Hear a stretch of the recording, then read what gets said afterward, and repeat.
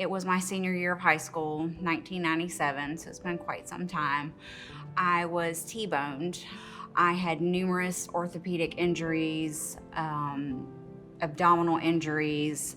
Most severe, I had a severe traumatic brain injury called a diffuse axonal injury. I was comatose for 32 days. I've had numerous operative procedures, a tracheostomy, a feeding tube. With my orthopedic injuries, I was in traction for a while. I spent around 50 days at MCG, and whenever I was stable and able to go to rehab, I was transferred to Walton Rehab. I was in the brain injury unit. I have flashes of memories. I was in what they call a veil bed, which often they put traumatic brain injury patients in. It was essentially like a playpen, so I wouldn't hurt myself.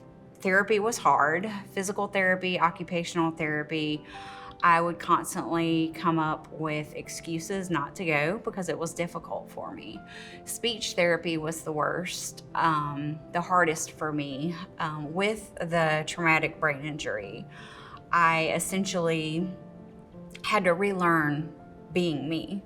So as I said, I was a senior in high school. However, I only needed one class to graduate. So I was able to graduate high school with my class on time. So I started nursing school. I got my bachelor's, became a nurse, working in the neuro ICU. Most of my experience is in neuroscience, working with traumatic brain injury patients. I'm currently working in the trauma surgery department at MCG, Augusta University, where I was a patient.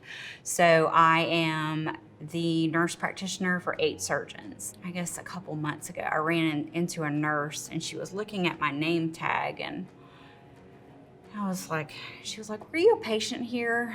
And I said, "Yeah, a long time ago." And she says, "You were one of my first patients." I tell my story all the time to patients. They respond very well to me. I talk to families all the time just about what I went through. I always remind them that each story is different because I don't want to give false hope.